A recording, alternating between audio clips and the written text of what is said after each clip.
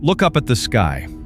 A clear, brilliant blue. For the entirety of human existence, that dome of atmosphere has been our ultimate safety net. We breathe beneath it. We bleed beneath it. We survive beneath it. Over the last 25 years, humanity has learned to climb just above it, building a multi-billion-dollar outpost in the shallows of low Earth orbit.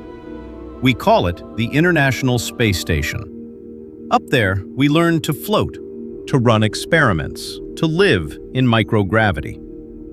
But we never truly cut the tether. We remained just a stone's throw from home, floating a mere 250 miles above the clouds. If the waters of space grew turbulent, if a vital system failed, if a sudden illness struck, an escape pod could plunge an astronaut back to the safety of a hospital bed in a matter of hours. Over decades, we grew comfortable. We grew dangerously complacent. We began to view spaceflight as a routine commute. But space is not a commute. It is an abyss. And very soon, human beings are going to leave the absolute safety of the shallows entirely behind. They will strap themselves onto millions of pounds of high explosives, ignite the engines, and hurl themselves straight into the deep black water. To the casual observer watching the morning news, Artemis II might look like a simple test flight, a nostalgic repetition of history, a triumphant retracing of the Apollo footsteps from half a century ago. The global broadcasts will show smiling faces, 4 highly trained professionals waving to the cameras, clad in brilliant modern pressure suits. The official press releases will boast of international cooperation and technological supremacy. But beneath the polished corporate phrasing, beneath the soaring orchestral music of the launch broadcast, lies a terrifying, inescapable truth that few are willing to speak out loud. Artemis II is one of the most dangerous, unforgiving missions humanity has ever attempted. It is not a preliminary lap around the block. It is a deep space expedition into a hostile void where the safety nets of the modern space age simply cease to exist. Out there, in the quiet dark, the rules of human survival are fundamentally, violently rewritten. To truly comprehend the peril of this journey, you first have to understand the staggering, incomprehensible scale of the distance involved. The International Space Station orbits at an altitude roughly equal to the driving distance between Washington, D.C. and New York City. Artemis II, by contrast, will travel 250,000 miles from Earth. They are not crossing to a neighboring city. They are crossing a silent, freezing desert of nothingness that would take a commercial airliner almost a month of continuous, non-stop flying to traverse. At that extreme distance, the concept of a rescue mission is not just difficult. It is a mathematical and physical impossibility. If something goes wrong out there, you cannot simply launch another rocket. There is no backup spacecraft waiting, fueled and ready on a launch pad. Even if there were, it would take days of complex orbital pursuit just to reach them. Once the 4 astronauts of Artemis II leave the cradle of Earth's orbit, they belong to the deep space environment. There is no cavalry. There is no Coast Guard of the cosmos. They are utterly, terrifyingly on their own. The journey begins with pure, bone-rattling violence.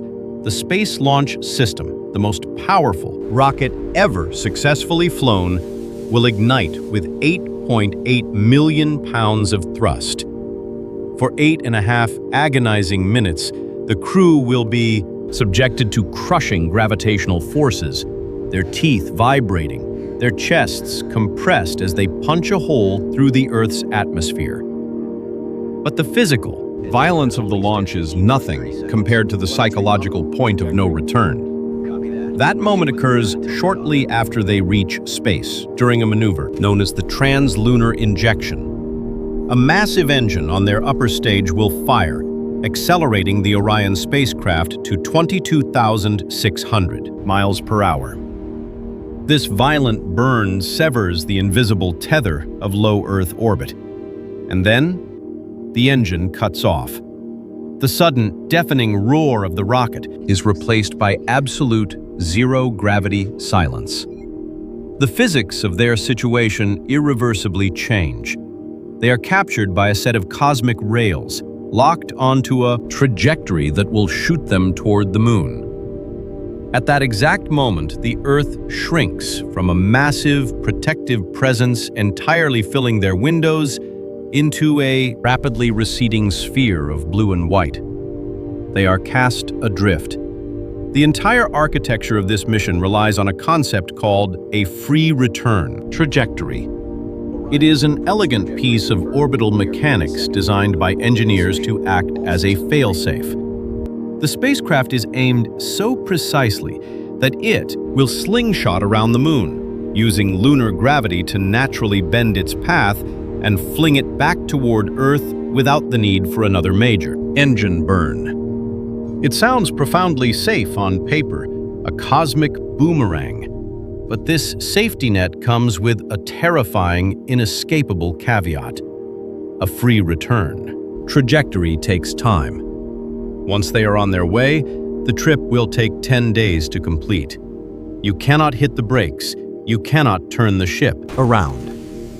If a critical emergency occurs just 4 hours after the translunar injection, if a valve bursts, if an electrical fire fills the cabin with toxic smoke, if the oxygen supply is mysteriously compromised, the crew cannot simply abort and come straight home. They must ride the entire looping trajectory around the moon and back. They are trapped on a 10-day roller coaster through the deadliest environment known to humanity, bleeding time they might not have. The primary line of defense against this environment is the Orion spacecraft itself. It is a marvel of modern engineering, gleaming and state-of-the-art. Yet, despite its brilliance, it introduces a unique, glaring vulnerability for this specific mission. During the Apollo missions, astronauts traveled to the moon with a lunar module attached to their main ship. When an oxygen tank catastrophically exploded on Apollo 13, crippling their primary life support, the crew survived by fleeing into the lunar module. They used it as a fully independent lifeboat, relying on its untouched power, oxygen, and propulsion systems to limp home. Artemis II does not have a lunar module. They are flying entirely solo. The Orion spacecraft consists of a crew module and the European service module, which acts as the beating heart of the ship, providing propulsion, power, water, and breathable air. If that service module suffers a catastrophic failure, or if the crew cabin loses its pressurized seal, there is no second room to retreat to. There is no lifeboat. 4 adult humans are confined to a pressurized space roughly the volume of 2 minivans.